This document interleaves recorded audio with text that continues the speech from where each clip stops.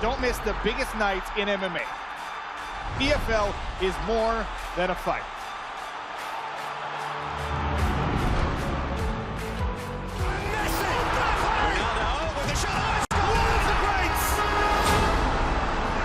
To score a goal like that, you could see what it meant to me personally. Champions of the world! There's all to play for, which is so exciting. These teams have to come in here and give it their all.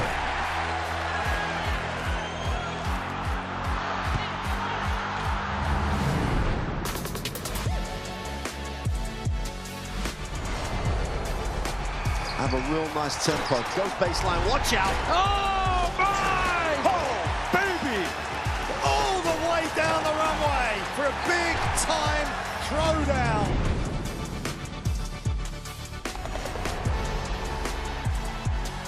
Fight Week on DAZN is non-stop action. Access all areas of the biggest fight, even before the bell rings. I hope you guys enjoy this fight as much as I will.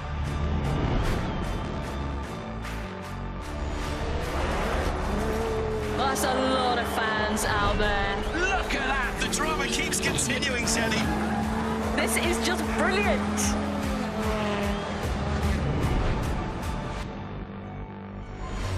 This is boxing. This is life. It's not joking.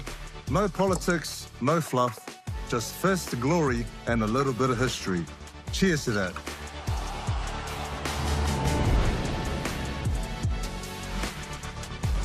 Of Serie A action. We'll bring you so much of it here on DAZN. Magnificent. That is tremendous. DAZN is the home of boxing. Really spurs you on, gets you going. Let's make history. Pure power. There's no way back from this, surely.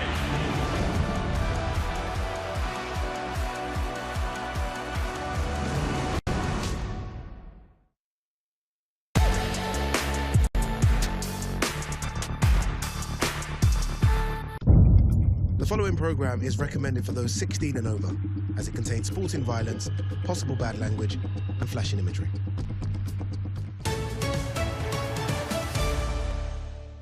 This is the moment the world has been waiting for.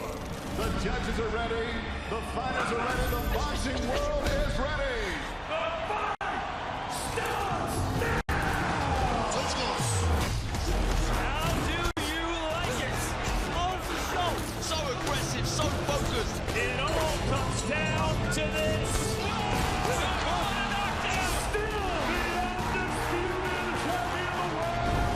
Press conference live on DAZN. Hello and welcome. We're right here in Boulevard City in Riyadh, and we're about 2 nights away from Ring 4. And tonight we have the press conference. This is the last opportunity for these fighters to give each other a little bit of their own minds before they throw hands.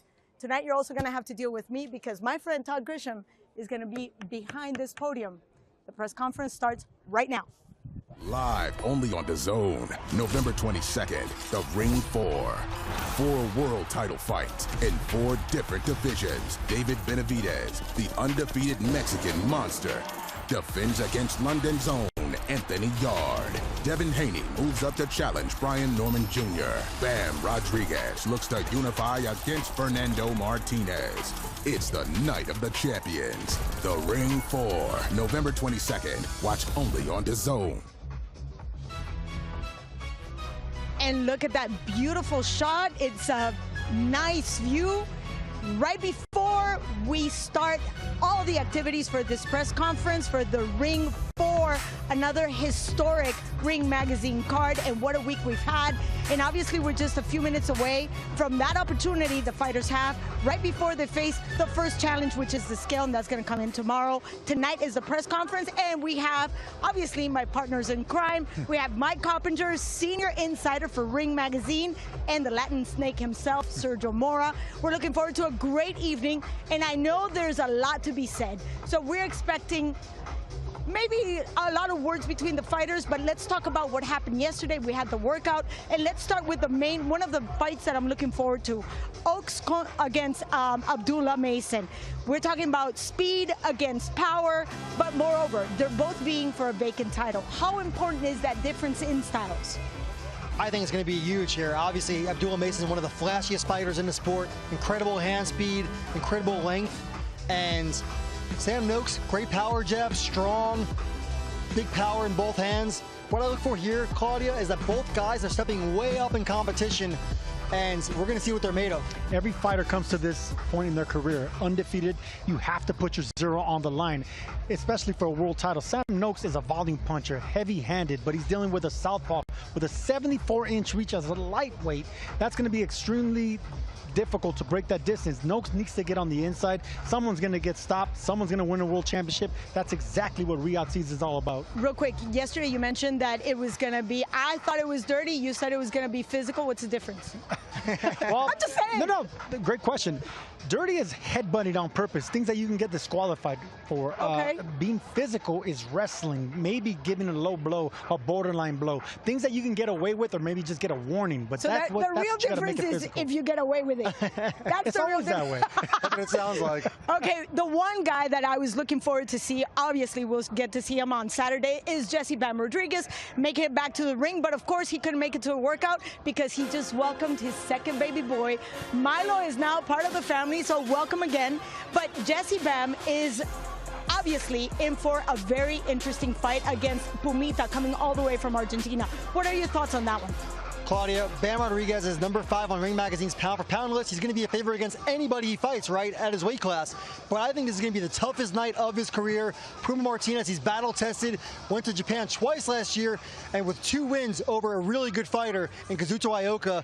He's physical in there, and I think Bam's going to have to be on his game.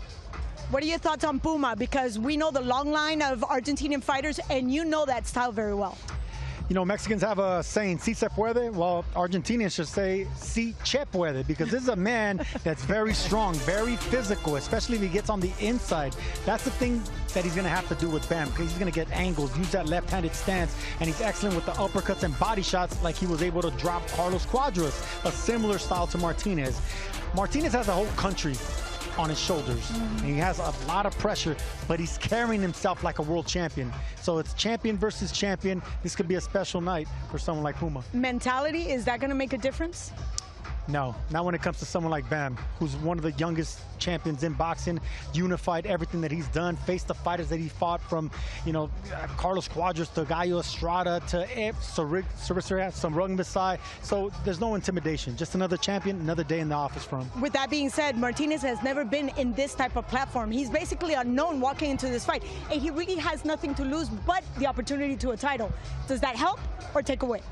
I think it helps, and not just any title, but he's fighting the Ring Magazine champion. You know, that means that you're the #1 guy in your division, not just one of 4 title holders. So I think there's a lot on the line for Puma Martinez.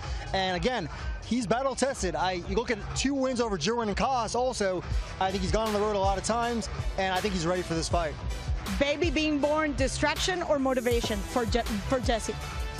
It could be a little bit of both. It could be dangerous, but see, the thing about being a professional, especially a champion, you got to know how to compartmentalize your personal life and your professional life. I think, you know, young Bam has bitten off so much in his career, but he's chewed it well. He's chewed it, digested, done everything you can ask of someone like Bam Rodriguez. So I think this is just something that the champ just is made for. Bam is made for moments like these, and congratulations to the new Bambino. Absolutely, but real quick, just to add, let's not forget that Jesse Bam Rodriguez comes from a long line of fighters, starting with his own brother, and he has already walked that line of world championships, has already been fed those lights, those cameras, so I think this is nothing new for him. So we're looking forward, I'm looking forward to this fight. Obviously, Jesse's always excited, and this is always a fight that we need to look forward to. But a quick reminder of what this card is going to look like, because like we mentioned yesterday, the whole week actually, any of these fights could be a main event in any other card. And we're going to start obviously on Saturday with a lightweight division. But when we talk about back to Bam Rodriguez, long line, and we have somebody like Robert Garcia in your corner. Not to say anything about Calabrese, who's always been in Martinez's corner, but Robert has been there since day one. Yeah, look, Robert Garcia is one of the very elite trainers in this sport, Claudia. Look at Virgil Ortiz, and he's a former champion himself. So I think you can't get any better than Robert Garcia, and the sparring you get in his gym in Southern California, that is top-notch sparring. I mean, you have the likes of Virgil Ortiz, for God's sakes. I remember Robert Garcia as a fighter, and it's very rare for you to have a professional trainer that's also won a world championship. So he's not only a world championship fighter, world championship trainer, and it's the sparring. You said it. They have some of the best sparring down there in Southern California. They work hard. Everything's perfect in that camp, and that's why they show it when they fight. You know, it's interesting because I seldom see, like you mentioned, good partners when you have somebody who has been a fighter, then becomes a trainer. But in this case, Robert Garcia has been an extraordinary example, but his dad himself, Don Eduardo Garcia. So not only has he fed off his dad in terms of a fighter, but also in his training style. What makes Robert different? The way he translates his advice, he keeps it simple. He doesn't try to over-explain things in the corner. He uses 60 seconds perfectly, gives you 2 or 3 instructions, and that's just something that comes from a fighter's experience. That comes from knowing what the fighter's going through, what he's seeing, and it's a beautiful thing to watch. I love listening to Robert Garcia in the corner. I love listening to him in the ring. He's my favorite trainer, and that's the reason he has so much success. Well, I'm actually very lucky because I had a chance to hear Don Eduardo Garcia being in the corner of somebody like Fernando Vargas and also Mikey Garcia's corner. And he had one simple line, boxea bonito, fight pretty. I mean, how do you translate that? But I guess it's that communication fighter trainer. Now, I remember being in camp in Big Bear. I was sparring Fernando Vargas, and I remember Grandpa Garcia. That's what we call Eduardo Garcia, and he was always in the corner. Robert Garcia was there, fabulous sparring. It's a family affair with them. Mikey Garcia was probably too young back then, but then he exceeded expectations, became a 4-division champion. I mean, they have the magic formula. Yes, they really have the magic formula, and it's happening in front of our eyes. And it has definitely been a very busy week for Jesse Bam Rodriguez and all the fighters here, and obviously for Bam and Showbiz.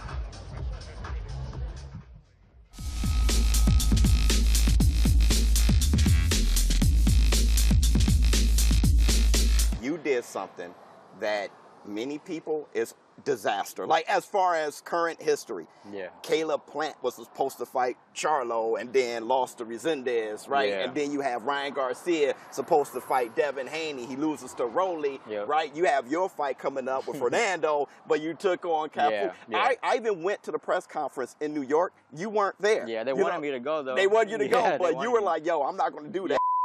It was like a week or 2 weeks from my fight, and I was like, there's no way I'm going to be able to do that, just because I was already like so deep into camp that I was, besides the fact it was disrespectful to Cafu to even show up to the press conference, because that just, if I win, it would have looked like I was overlooking him, and that was never the case. I didn't even know the fight was going to get announced, but it did, and I just had to stay focused on Cafu.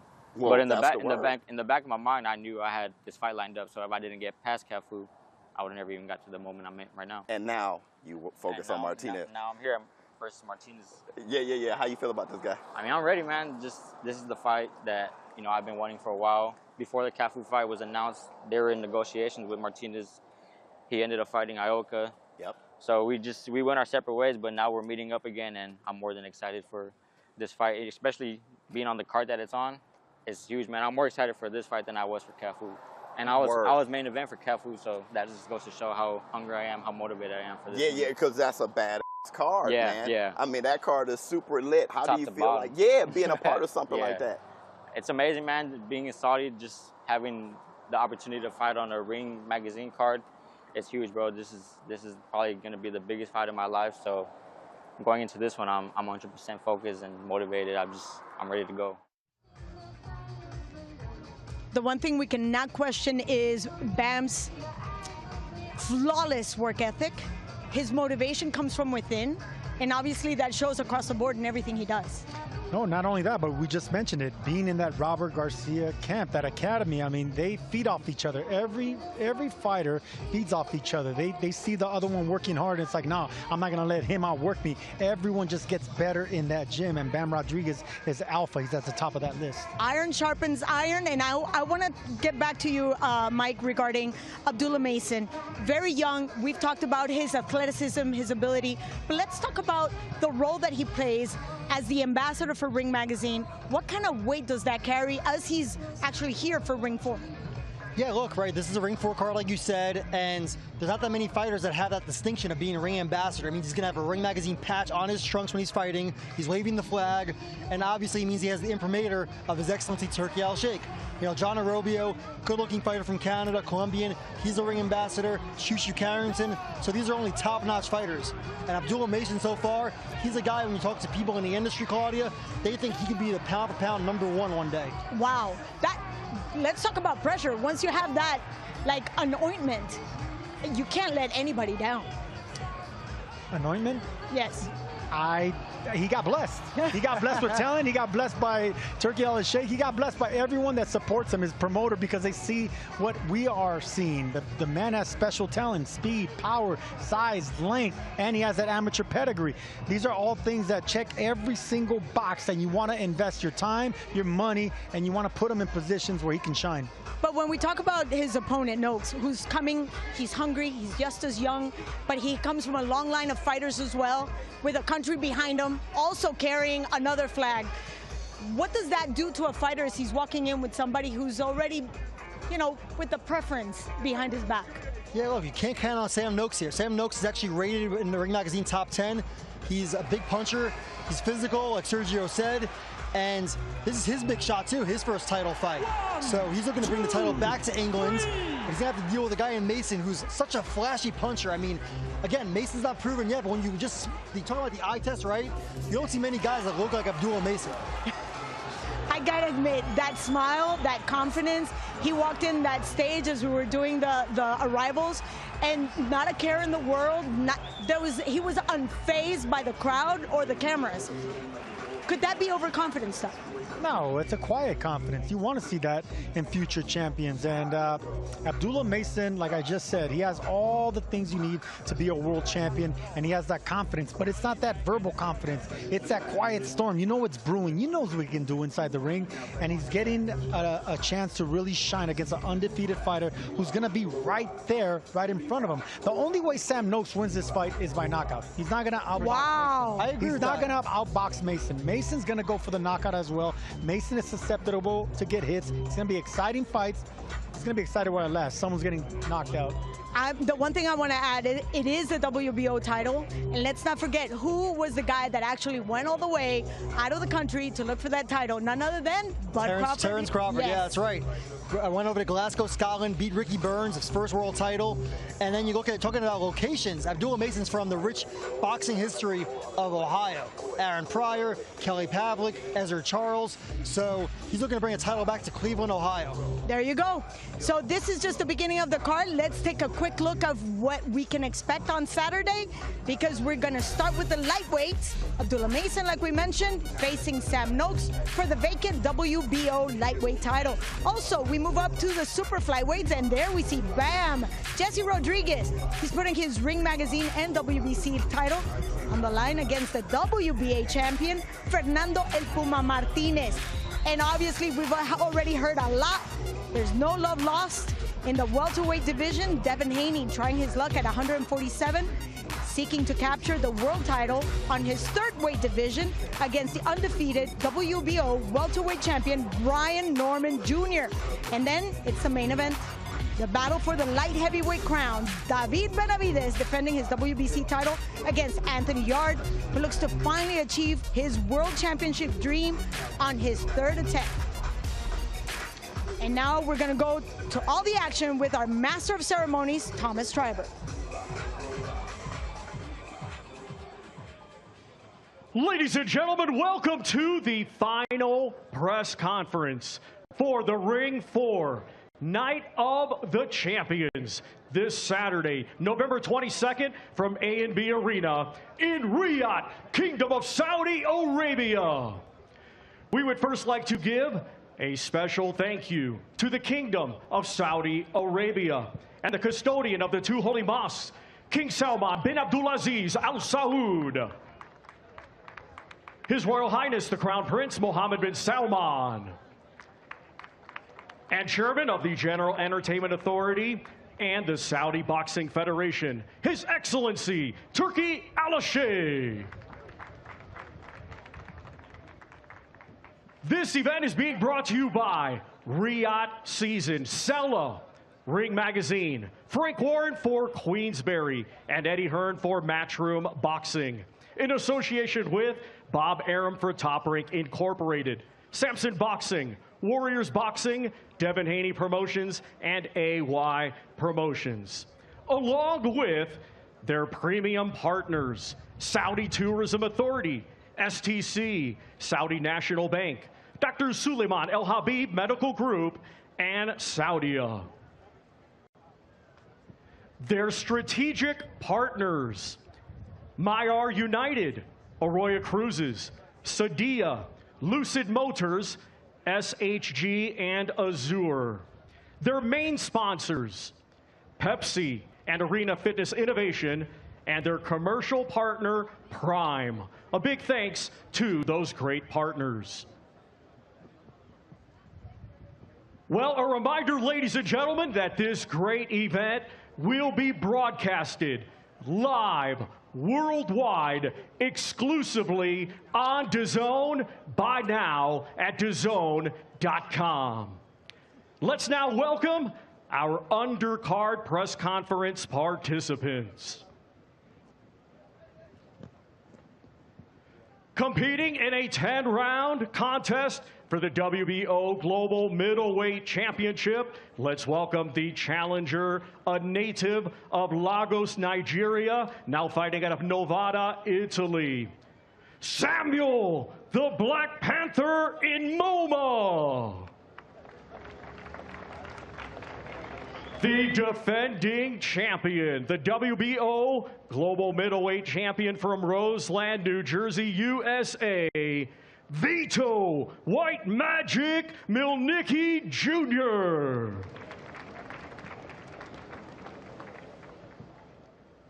Competing in a 12-round contest for the vacant WBO Lightweight Championship of the World.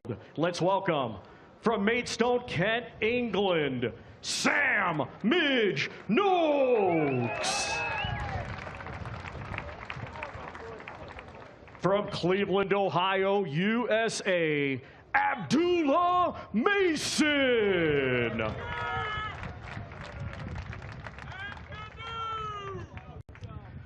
Competing in a 12-round contest for the WBC, WBO, and WBA Super Flyweight Championships of the World, and also the Ring Magazine Championship. Let's welcome, from La Boca, Buenos Aires, Argentina, he is the reigning and defending WBA Super Flyweight Champion of the World. Let's welcome Fernando El Puma Martinez.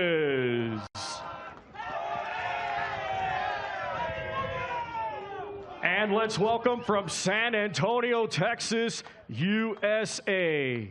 He is the reigning and defending Ring Magazine Champion and the unified WBC and WBO Super Flyweight Champion of the World. Let's welcome Jesse Pam Rodriguez.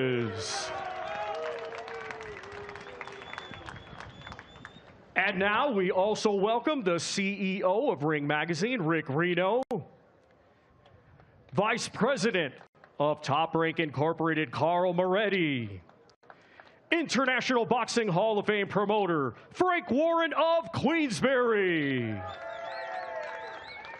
And we will now hand things over to your host, the voice of DAZN Boxing, Mr. Todd Grisham. Thank you for those few cheers and the big boo from Sergio Mora in the back. I am Todd Grisham. I'll be calling the fights ringside with Mike Coppinger and Sergio Mora. And as always, it's a real pleasure to be here in what has become the international home of boxing in the Kingdom of Saudi Arabia in Riyadh. And of course, you can see it all live Saturday night on DAZN. The Ring has delivered some great cards in the past, but top to bottom, this may be the best of the best, no doubt about it, the fight card of the year. And with that, let's hear from the Ring Magazine CEO, Mr. Rick Reno. Rick, we've got 6 fighters here on the dais, 3 fights represented. What do you expect to see on Saturday night? Well, first, I want to thank everyone for coming out to support this event. Wait a minute, is Eddie Hearn not here yet? Did his Bentley not show up to pick him up? Well, I guess he's busy sipping champagne back at the hotel, but we got 2 proper Brits here, so it'll do. This is an unbelievable card. You can't say enough about this event. You know, starting off, you got 2 young middleweights, Samuel and Vito. Big showcase for the 2 of them. You know, they're looking for their mark in the middleweight division. It's a big opportunity for them, one of them, to make a statement. Both of them are hungry, both of them are locked in, and I expect a pretty good scrap. And then we have, you know, you talk about a fight with high stakes involved.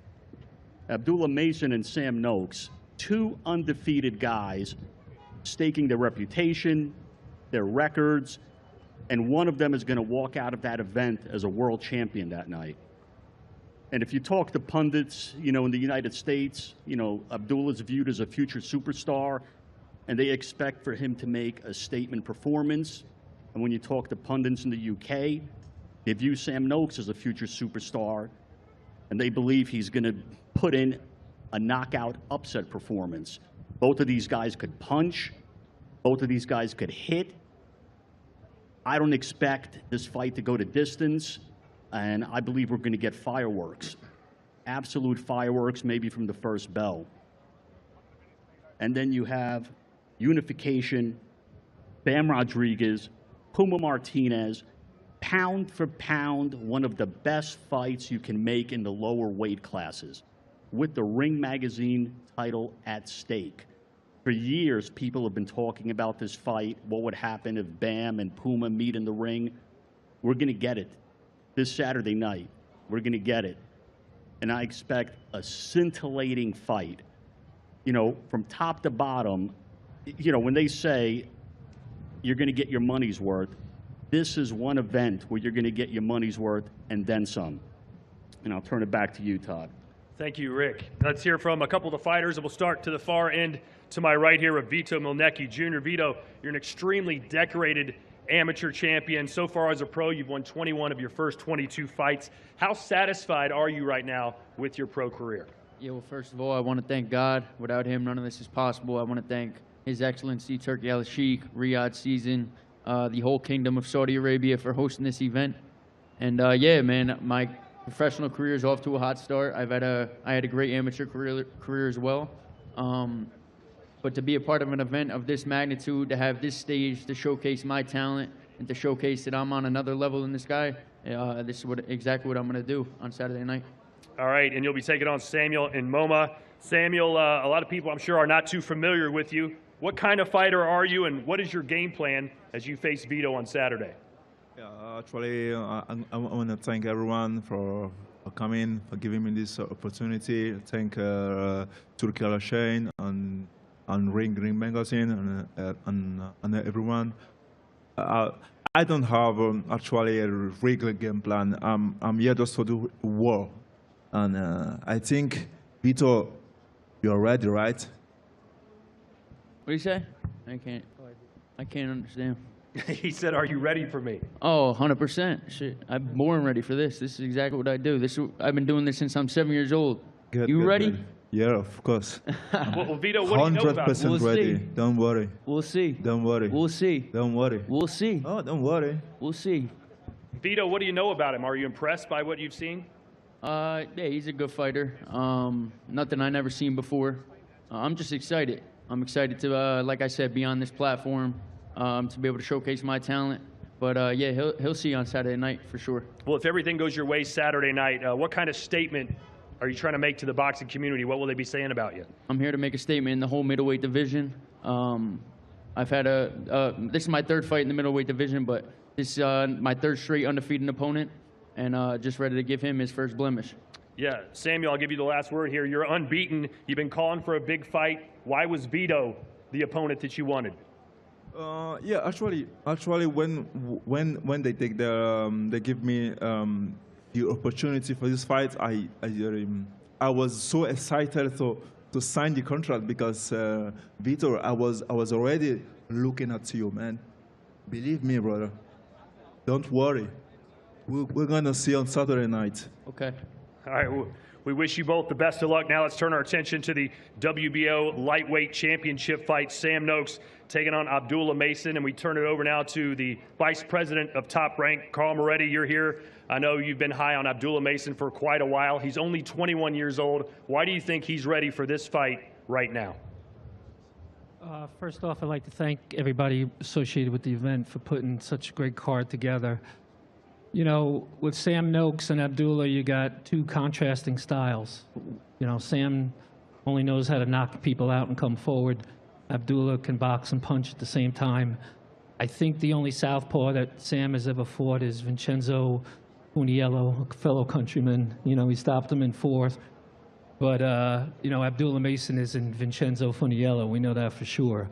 So we wouldn't put our guys in fights that we don't think we can win. You know, and nowadays anybody can fight for a title, but the goal is to win the title. And on Saturday night, Top Rank will have the WBO lightweight champion with Abdullah Mason. Well, let's turn it over now to the founder of Queensberry, Frank Warren. You heard what Carl had to say. They're very confident that they beat Sam Noakes on Saturday. What say you? First of all, it's great to be here in the world's capital of boxing, Riyadh, for the Riyadh season and ring show. And what do I think of that comment? We're here with my man. He's undefeated, both undefeated fighters, the cracker of a fight. But let me tell you, he's one of the best young fighters in the UK.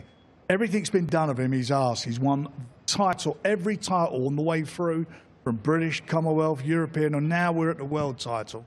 And I'm telling you something, Abdullah is a good fighter, no doubt about it. But let me tell you, he's going to have his hands full. He ain't going to have to go looking for my man, not at all. He'll be on him as soon as that first bell. And it's going to be a great fight. It's going to be a fantastic, fantastic fight. Well, let's hear now from Mr. Noakes. We all know the saying in boxing, styles make fights. Abdullah Mason can seemingly do it all. Why will your style be able to give him so many problems? Listen, I think I've got one of them styles everyone keeps saying it's all one-dimensional and all that, but I feel like from the outside it looks easy to deal with, but you'll find out Saturday that it's not going to be very easy to deal with. Well, you're undefeated just like Mason, but you're a pretty substantial underdog in this fight. Why don't you think you're getting the respect you feel you deserve? It don't really matter to me, to be honest, being the underdog. All that means is everyone betting on me is going to win a nice bit of money, doesn't it? Yeah, if you win, for sure. Abdullah, you're only 21 years old, fighting for your first world title, and if you win, you'll become the youngest champion in boxing today. What are your long-term goals in this sport? First off, I want to give a thanks to everyone that was involved in making this happen. You know, J Prince Boxing, Top Rank, my managers, and, you know, Ring Magazine, Turkey Sheikh. And I'm just here, man. I'm ready. Well, you're undefeated. You've been nearly perfect, except for one moment in your career. I'm sure you remember it. You were knocked down twice in the first round. What did you learn about yourself in that round, and why are you confident that something like that won't happen again on Saturday? That was definitely, you know, revealing, you know, a lot for the better. You know, it showed the resilience I had. It showed everything that was good. You know, showed the corner. It showed, you know, everything, you know, that a fighter needs in the ring. It showed that I had that, and I'm ready to take it a step further this Saturday. All right, Sam, you're from Maidstone, Kent, England, and according to my research, the most famous athlete from there is sprinter Jack Green, the Olympian. He didn't win any medals, but if you win Saturday night and take that world title back to your hometown, what will the scenes look like? Well, that's news to me. That's a fact. I didn't know that he come from me. I didn't even know that. No, but I think, listen, obviously bringing it back, I've got quite a few people coming out, and it's just going to be just brilliant for me and obviously the fans and all my hometown as well. All right, well, what's your prediction for Saturday? What are we going to see? Sam Noakes knockout. Sam Noakes knockout. Abdullah, what happens? Boxing gets to gain its new favorite young talent, and I'm going to be dominating the lightweight division from Saturday on forward. All right, well, we wish you both the best of luck. Thank you. And now we turn our attention to a fight in the super flyweight division, two of the best in the world, no doubt about it, for the WBO, WBC, WBA, and Ring Magazine world titles. Puma Martinez taking on Bam Rodriguez. We'll start with Puma. I'm sure a lot of people that will be watching Saturday night aren't that familiar with you as they are with Bam. How would you describe your style, and why have you been so successful in your career? Sí, en primer lugar, Fernando, bienvenido. Obviamente, supongo que mucha gente no habrá visto mucho de ti, pero sí de Bam Rodríguez. ¿Por qué crees que puedes describir un poco tu estilo y por qué crees que ese estilo ha sido tan exitoso para ti hasta la fecha? Bueno, muy buenas noches a todos. A Arabia Saudita, gracias por la oportunidad. La verdad que me siento muy agradecido, gracias a Dios, de estar en un evento tan enorme como este, algo histórico para la Argentina también. Y bueno, nosotros tenemos mucha experiencia. Yo tengo toda la experiencia, peleé con grandes campeones y bueno, fui a la Olimpiada también, así que estamos preparados para ganar todos los títulos. Yeah, so first of all, I want to say thank you to Saudi Arabia for the opportunity. Also, thanks to God for allowing me to be at such an enormous historic event here for me and for Argentina. And you know, in terms of what we've got, well, we're very experienced. We've fought against some big champions along the way, you know, and I've also been to the Olympics, so I feel that we're completely prepared to win this fight on Saturday. All right, let's hear now from the CEO of Matchroom. According to Rick Reno, you were sipping champagne in your Bentley. That's why you were late here to the dais. But you're here with Bam Rodriguez. You've got a lot of great fighters on your roster, no doubt about it. But from day one, you told us he was going to be a pound-for-pound star. Are you surprised with just how good he's become so soon? Yeah, thanks, Todd. Just firstly, thank you to, of course, Turki Al-Sheikh, everybody involved with the Ring Magazine. It's incredible to be back in Riyadh after what was a breathtaking event last week. Another ring card at Tottenham Hotspur Stadium, over 60,000 people. Saw a very, very sweet night when Conor Benn beat Chris Eubank Jr. This is the night of the champions this week in Riyadh, but let's be honest, this is the main champion here. I know he's probably too humble to say it, but this is the guy. This is everybody's favourite fighter in boxing. This is every fighter on the card's favourite fighter, and it's definitely one of our favourite fighters. I think the only reigning Ring Magazine champion on this card. This guy's done it all, and like I said, Todd, the man down there, there's two men particularly, Robert Garcia, of course, his incredible trainer, and Kevin Rooney as well. They told me about this guy for years and years, and at just 1 week's notice, he stepped up 2 divisions to win the world title, to beat Carlos Cuadras, and he's never looked back. He beat Rung Visai after that. Then he stepped down to the flyweight division to win the world title. He unified against Sonny Edwards. Then he went up and beat Estrada. Then he unified against Cafu, and now he's attempting to unify again. Like I said, some incredible fighters on this card, but this is the real pound-for-pound star, already top 5 pound-for-pound. And Jesse Bam Rodriguez is 25 years of age.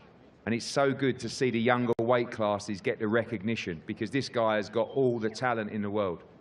And on a card that is full of just incredible boxers, what you're watching here is one of the greatest fighters of our generation. And this fight against Puma Martinez is one of the best fights in the sport. But you will see once again why this young man is very special. And of course, most of all, we want to say congratulations to the birth of his son yesterday, which is a wonderful thing to go back to when he's got another belt round his waist. But, you know, to him, to Robert Garcia and the whole team, this journey has been incredible. And like I said, of all the incredible fighters on the card, I truly believe this man is the future pound-for-pound star of the sport at 25 years of age.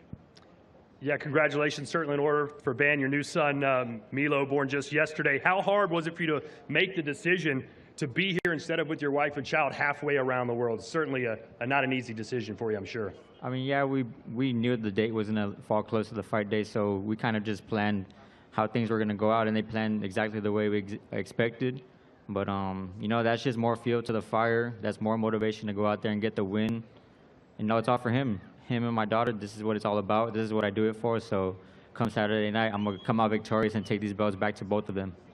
Well, Puma Martinez has promised to push you harder than you've ever been pushed before. We know all about his relentless pressure. How do you counter that, and do you believe his style suits your style?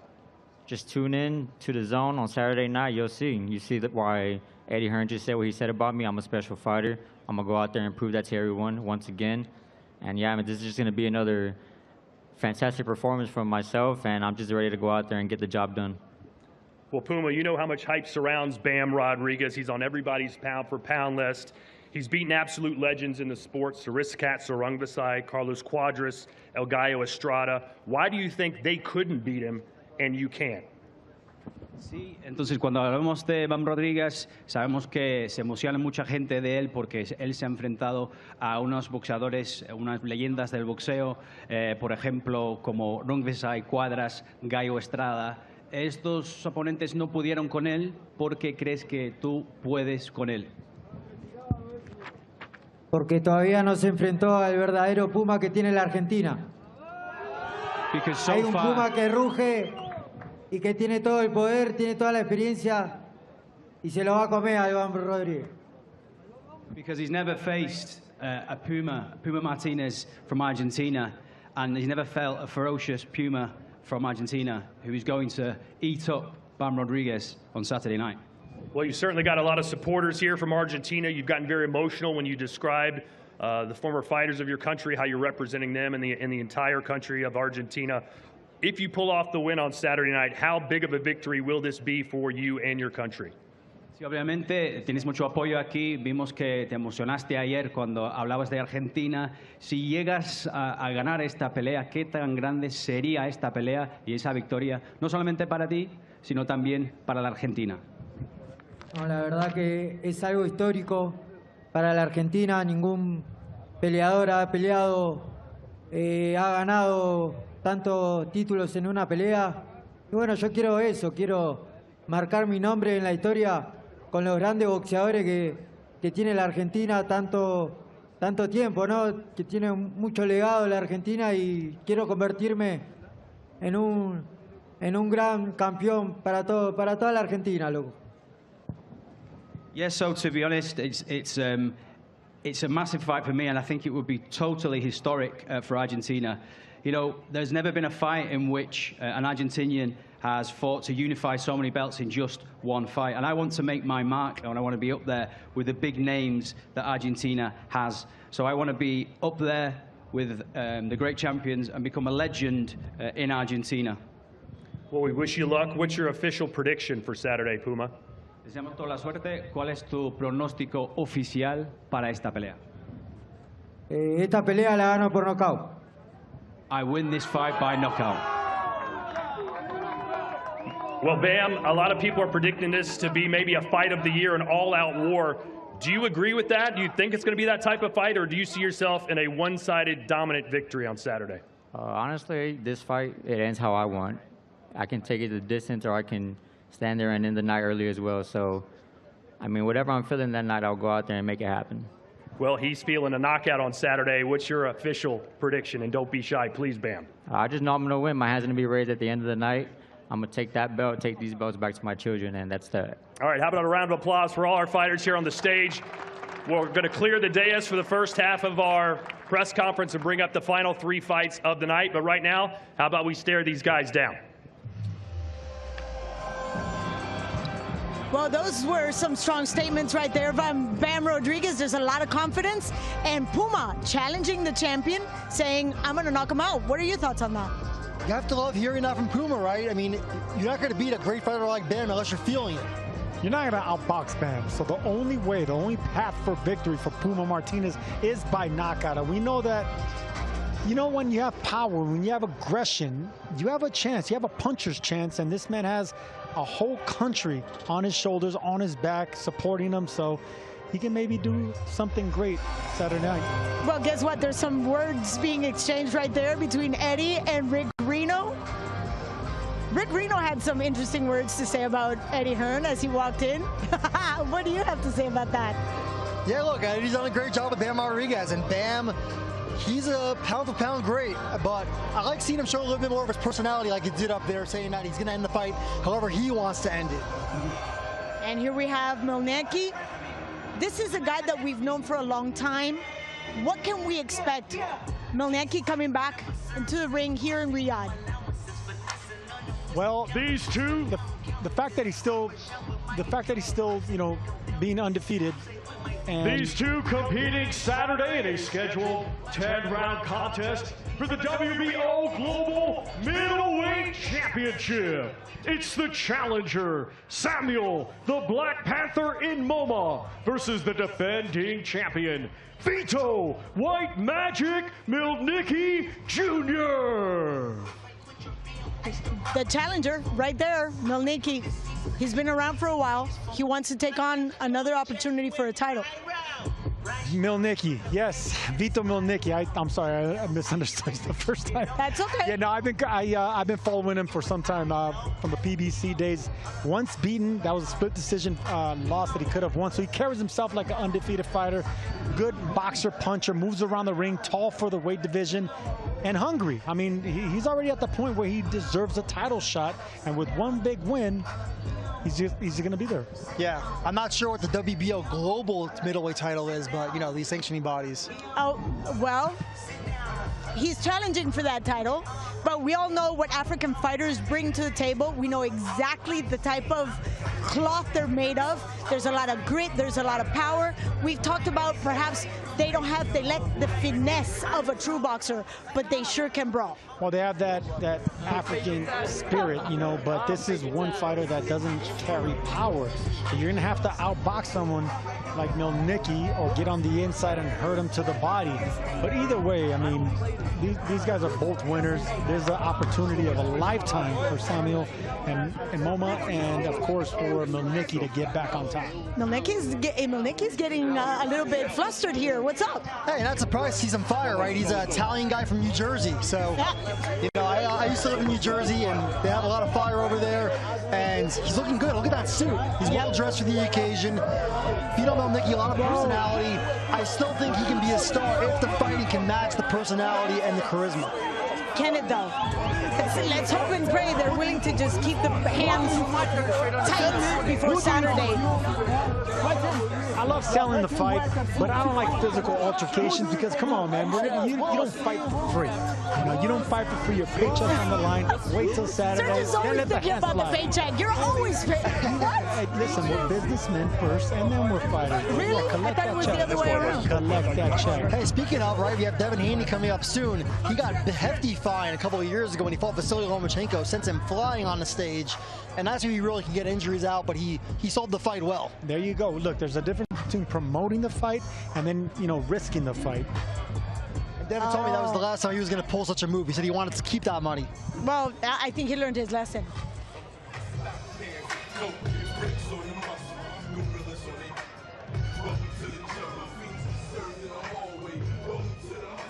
It's a battle of the undefeated. 12 rounds scheduled for the vacant WBO Lightweight Championship of the World. Sam Midge Noakes versus Abdullah Mason. So much confidence in these two fighters. Noakes obviously understanding what he got the memo. He knows what the mission is. But Abdullah Mason has other plans. There's a lot of confidence in that smile. Both these guys are confident because they carry themselves with that undefeated record. They know a title's on the line. Both of them from different sides of the world. This is going to be an exciting fight, a great opener on the main card. Someone's has to go. Sam Noakes needs to get on the inside, make it a physical fight. And we know Abdullah Mason is there to get hit. He's vulnerable. He has been dropped, but that's because he's always looking to be exciting, going for the knockout. This is going to be a fan-friendly fight. Buckle up. We looked at those long arms. You mentioned 74 inches reach. That's a lot. For a lightweight, 135 pounds. That's middleweight. That's David Benavidez' reach. Oh, really? That's light heavyweight. That's what I'm saying. So this is a special fighter. Competing Saturday in a 12-round contest for the WBC, WBO, WBA, and Ring Magazine Super Flyweight Championships of the World. It's the WBA champion, Fernando El Puma Martinez, versus the Ring Magazine champion and the unified WBC, WBO champion, Jesse "Bam" Rodriguez. And there you go. That's Puma being Puma, the Argentinian. Really looking for a reaction from Bam Rodriguez that we know he has been so cool, calm, and collected. Yeah, like, you know, Claudia, you live in Miami. I used to live there too. And We know. a lot of Argentines there, they have a lot of spice, right? A lot of confidence. And again, I think Pete Martinez is being overlooked. I'm not picking him, don't get me wrong. There's nobody I would pick over Bam at 115 pounds. But I think Puma's going to make it work harder than he's ever had to work before. This is going to be a style clash. You know, Puma's going to have to get on the inside, make it physical. He's a hooking type fighter. But when it comes to Bam Rodriguez, he's there 1 minute and then he gets an angle and disappears. So you better be smart with that aggression or you're going to run into some shots from that southpaw stance. And we know Bam is a great fighter. Well, all I'm saying is there's a lot of hardware right there on that stage. Bam Rodriguez looking to take everything, like he said, taking it home to his kids, because now he's plural. Talk to me, Goose.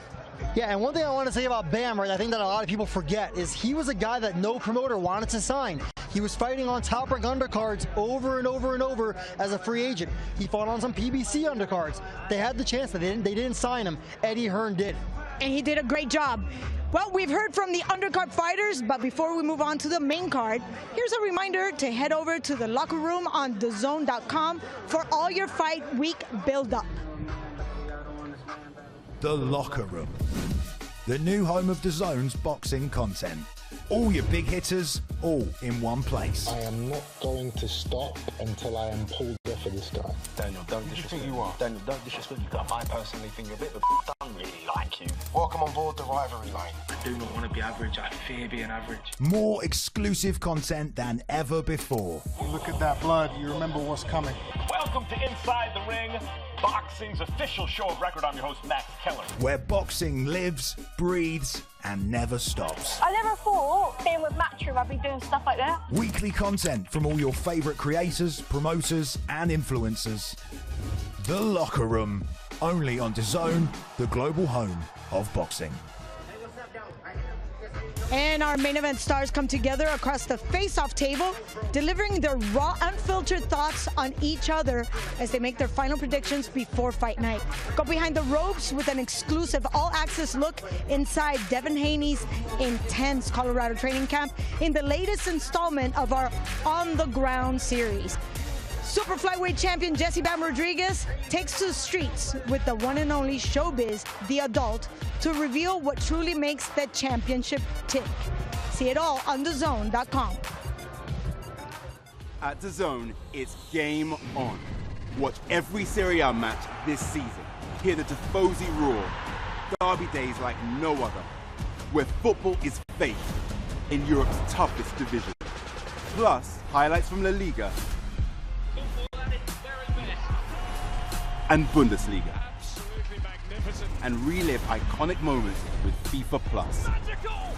All in one place all season long. Watch now on DAZN. So we got a chance to see Bam Rodriguez having a nice little exchange with Puma Martinez. There was a lot of shoving and pushing. Obviously, the Argentinian has no respect for Jesse "Bam" Rodriguez, his power, his accolades. Look at that. Absolutely no respect. And that, my friend, is a very important factor when you're coming all the way to Riyadh looking to unify all the titles.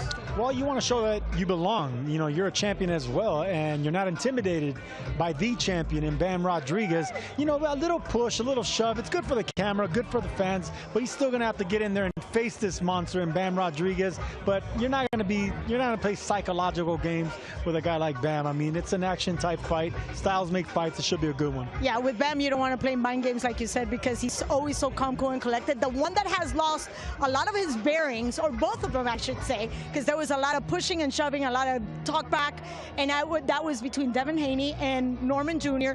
And let's add the fact that the parents, both fathers, were also having an exchange. There's a lot of tension there, especially thinking Devin Haney is trying his luck for the first time at 147 pounds, but there's a lot of confidence walking into this division. Yeah, and there should be, Claudia. I mean, Devin Haney is one of the pound-for-pound best fighters in the world and has been for a long, long time. He might not be in the top 10 on most lists right now, but he has that kind of talent, that kind of pedigree. He has a win over Vasily Lomachenko on his record, and his opposition is light years better than Brian Norman's. Wait, but it was Vasily in a completely different division. You know what it takes to be a champ at 147.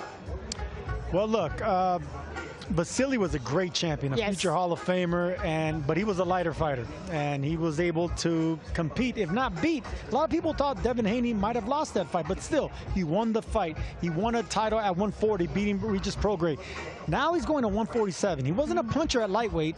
He's definitely not going to be a puncher at 147, but the audacity, the courage of Devin Haney and Team Devin Haney and Matchroom, everyone that believes in him, they keep putting him up champion after champion, and his resume proves it. He's the goods. Devin Haney really has lived a dream-like career, and this is just an opportunity for him to continue that dream. Well, let's talk about that tension, because like you said, he has the audacity to challenge somebody at 147. But let's talk about the dads. Bill Haney, we know he's a man of a lot of words. He was very curt with us. As a matter of fact, Norman Sr. was also very sharp. He didn't say much, but there was a lot of exchange in there behind the scenes. Is that going to add to the tension in the ring? Yeah, I think it can't help to, right? Because not only are they fathers, but they're the trainers as well. And Brian Norman Sr. was a fighter himself, not an accomplished fighter, but a fighter nonetheless. Brian Norman Jr., I think people forget, you know, he wasn't well regarded by Top Rank and by anybody in the game. He was as an amateur, and then he was kind of like one of those guys where maybe he's not going to fulfill his potential. He wasn't supposed to win that title against Giovanni Santi, and then he did it in fashion, brutal stoppage in the 10th round.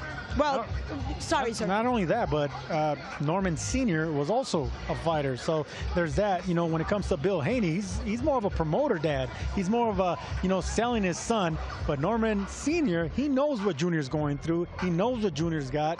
And it's an incredible chemistry between both of them. So, yeah, they're defending their legacy, their name, and that's what you want to see on the big stage. And those are very big last names. Just take a quick look at that kind of tension for this bout on 147 pounds. Devin, I'll start with you. There was a few opponents tossed around for you over the last few months.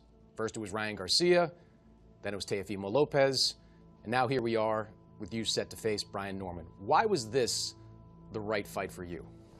I mean, he's the best guy right now at 147. He was the best guy that was willing to step up and fight me, so here we are.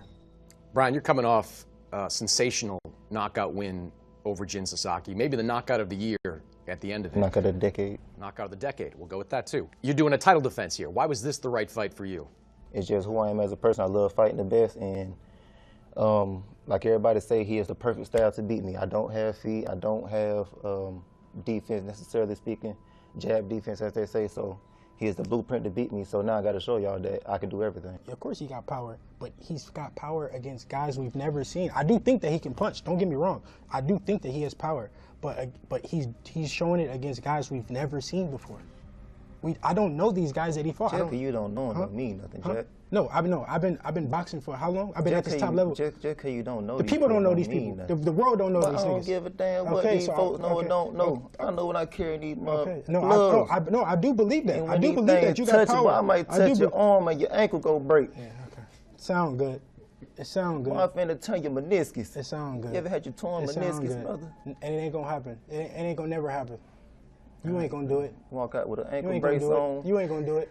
Bring it back, You ain't gonna do it. It's all right, Knock brother. it off. It ain't gonna be too. It ain't gonna be.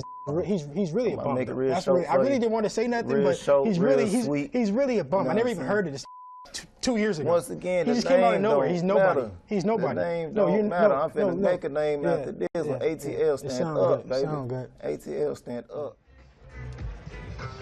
I love it. I love it. I love it. It's just a yeah. It sounds like two kids in, like grammar school and like, well, guess what? My daddy's going to beat your daddy. But let's talk about daddies, because we have 4 fighters that are being trained by their parents, by their fathers, and one of them happens to be Jose Benavides training David Benavides. And of course, a very busy man on Saturday night. He's going to have 3 fighters, obviously closing out with the main event. But what does it mean for somebody like David Benavides, who's fought the biggest, the baddest, the strongest, coming here and facing somebody who's looking for the 3rd time an opportunity to take a title? What does that mean for somebody like Benavides? I think, I think it's a really tough challenge for David Benavides. Anthony Yarde is battle tested. He went to Russia to fight Sergey Kovalev, right? A ferocious puncher. He was like 2 punches away from knocking Kovalev out. Couldn't do it, gassed out, and then he still, to this day, gave Beterbiev his toughest fight until Beterbiev lost to Dmitry Bivol in February. So I think Anthony Yarde is ready for the opportunity, but he has a lot in front of him. He's a big underdog for a reason. What are your thoughts, Sergio? I personally have never liked the father-son trainer-boxer relationship, because I've seen a lot of relationships ruined, growing up, because the fathers don't let their son become their own man. And recently, I've been seeing that dynamic change. I kind of see that there's been a lot of success. I would think the first one that really gave me some kind of optimism with that was with Sean Porter, and his father. Even though it was more militant, it worked. Kenny, Kenny Porter. So I'm seeing more and more Virgil Ortiz and Senior. So yeah, I think when it works great. When it doesn't, it can go haywire. But we know that it's working tonight. But let's talk about it being already tested, because Don Jose Benavides already trained Jose Jr.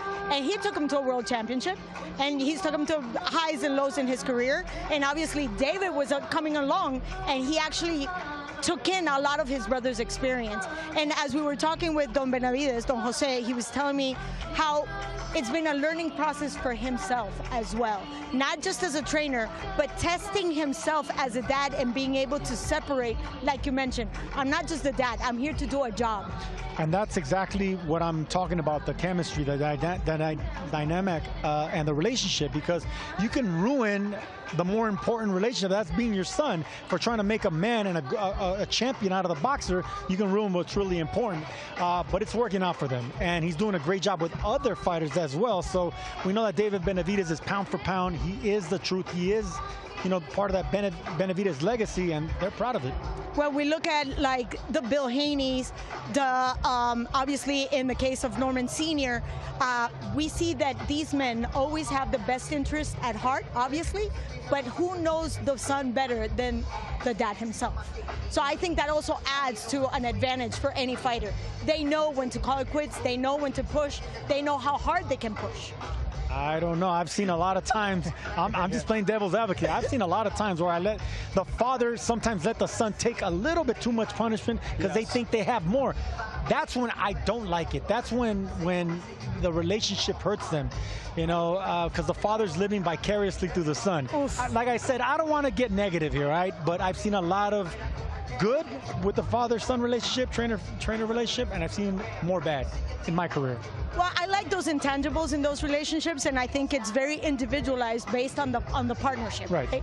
And when we're talking about partnerships, let's talk about Anthony Yarde, who's coming to this fight with a huge loss, with James Cook passing away. That was his strength and conditioning coach since he was in the amateurs. So that could be one of those intangibles, because that was a long relationship, and now he's not with him. Could that actually make or break a fighter? Well, I haven't personally experienced that, but it's motivation. I mean, if that was a person in your team that provided so much, that brought so much to your corner, that voice is still going to be in your ear whether he's there in physical presence. So it's motivation. It all depends on the fighter, but anytime you have someone that's gone and it's still there with spirit, you fight with that spirit. And the third time is a charm. You think he has what it takes when you're taking somebody like Benavides, who's obviously battle-tested. He already has the hardware, and we all know the kind of weight he can carry. What does that mean for Anthony? I mean, look, it's a tough style matchup for Anthony Yarde. David Benavides is a much faster puncher. He's one of the fastest punchers at that kind of the higher weights, and he throws with volume. So Anthony Yarde's gonna have to punch with David Benavides. He's gonna have to exert himself on the inside, I think, and make this a tough physical fight. So to take a better look at what Anthony Yarde is all about, what he's bringing to the table, let's take a quick look at his camp, because he's going to bring a lot to the table. Having this much time to prepare, I feel like it's going to be the difference.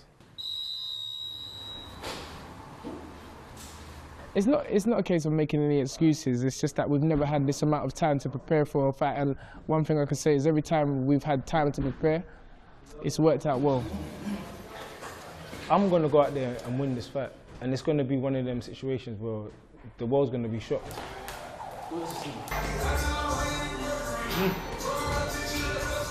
Well, I'm just going to be myself. I'm always confident. If you look at my fights, going into the Kovalev fight, confident. Going into the Beterbiev fight, confident. If you're not confident in boxing, you're in the wrong sport.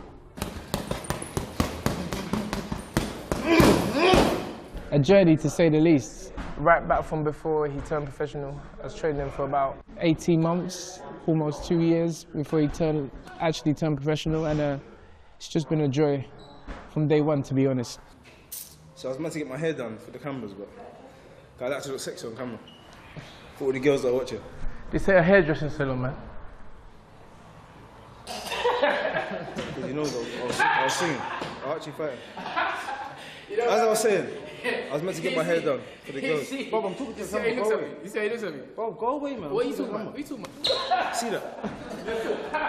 Left hook in the I slipped it. But try again. Look, no, man. That's two. That's two. Try it. Let's go, man. Well, we know that Anthony Yarde has faced a lot of adversity. Both parents passed during COVID.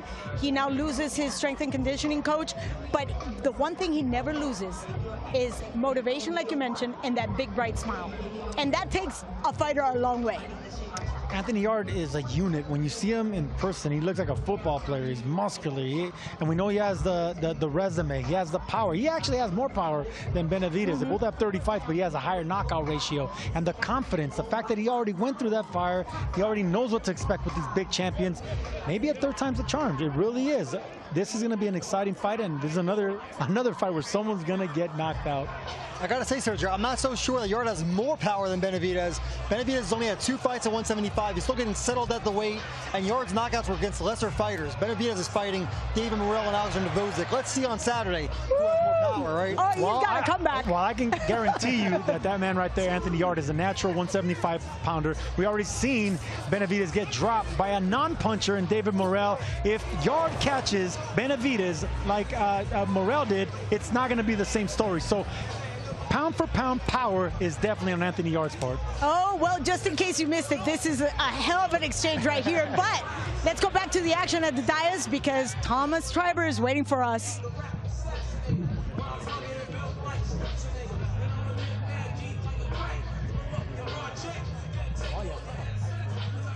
Well, ladies and gentlemen, good evening and welcome to the final press conference for Ring 4. Night of Champions, an evening of world-class professional boxing for your entertainment, and it goes down Saturday night at the A&B Arena, Riyadh, Saudi Arabia.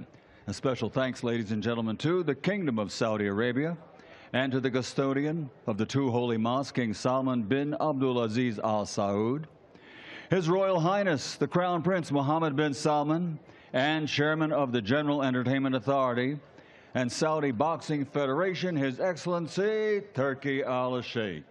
And it's all presented by Riyadh Season, Ring Magazine, the Bible of Boxing, Sella, Frank Warren for Queensberry, and Eddie Hearn for Matchroom Boxing. The co-feature is presented in association with Bob Arum's Top Rank Boxing and Devin Haney's Promotions. The main event in association with Samson Boxing and AY Promotions. And it's all brought to us along with our premium partners, Saudi Tourism Authority, STC, Saudi National Bank, Dr. Suleiman Al Habib Medical Group, and Saudia. Strategic partners are Mayar United, Arroyo Cruises, Sadia, Lucid Motors, SHG, and Azure. Our main partners, Pepsi and Arena Fitness Innovation, and commercial partner is Prime. Well, ladies and gentlemen, I want to remind everybody that the entire event is broadcast live on DAZN worldwide. And for those of you who can't make it to the arena, go to DAZN.com, DAZN.com, and you'll be able to find a way to see the fight. Well, seated behind me, ladies and gentlemen, from Ring Magazine, CEO Rick Reno, Hall of Fame promoter Frank Warren for Queensberry Promotions. The head trainer for Devin Haney is Bill Haney.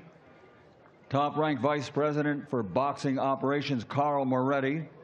And the head trainer for Brian Norman Jr. is Brian Norman Sr.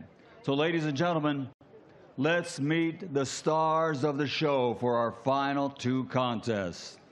Fight fans' dream indeed. The co-feature, 12 rounds of boxing in the welterweight division, and it is for the WBO Welterweight Championship of the World.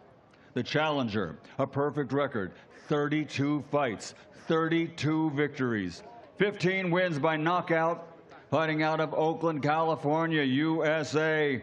He's the former undisputed lightweight world champion, the former super lightweight world champion, a two-division, two-time world champion, challenging the undefeated Devin the Dream Haney.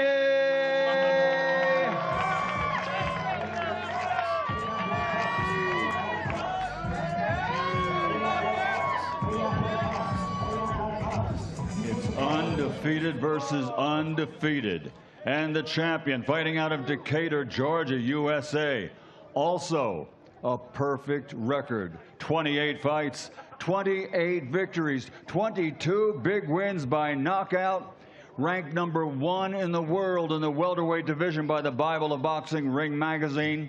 He is the reigning, defending, undefeated WBO welterweight champion of the world, the Assassin 2, Brian Norman Jr.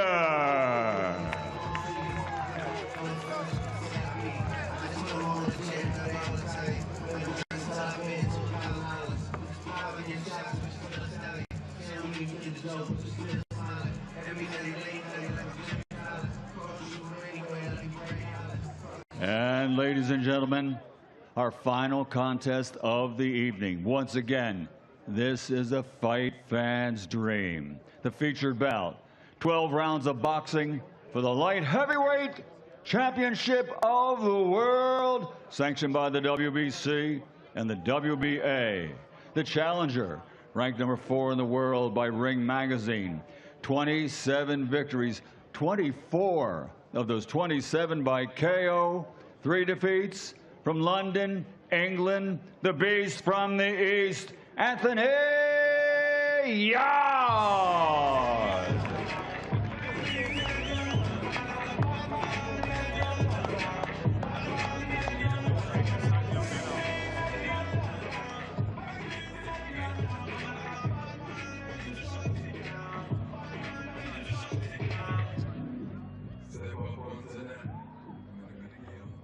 And his opponent, fighting out of Phoenix, Arizona, USA. His professional record, a perfect one. 30 fights, 30 victories, 24 big wins by knockout. He's a two-time world champion, former super middleweight world champion, and the reigning, defending, undefeated WBC, WBA, light heavyweight champion of the world, the Mexican monster, David Benavidez.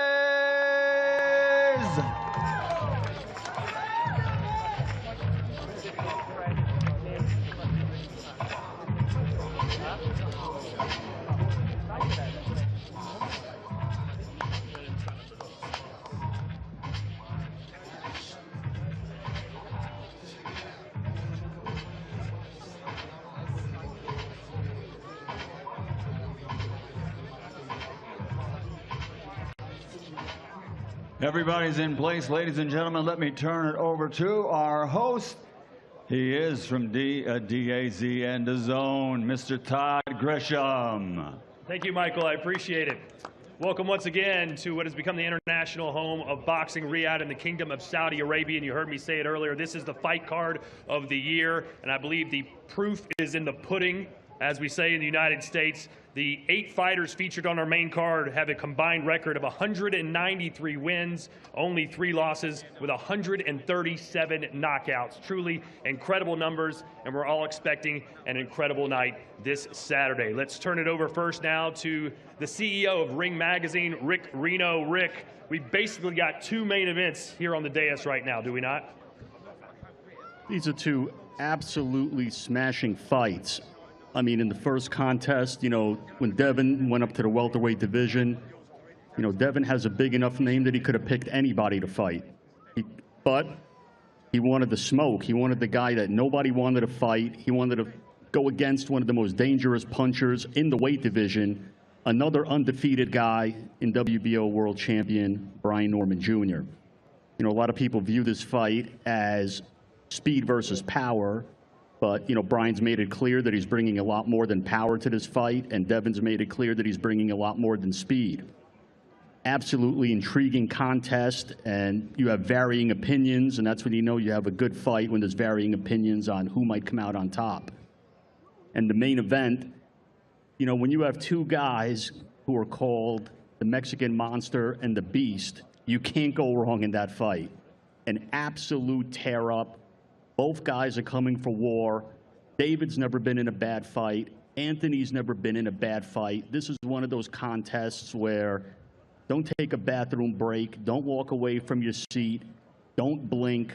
It could be dynamite from the first round on. Both guys are coming for war. It's going to be one unbelievable event with fight after fight after fight. You got multiple fights on this card that could have headlined on their own, individually, anywhere, and we're getting it all one night, exclusively on the Zone this Saturday in Riyadh, and I'll turn it back to you, Todd.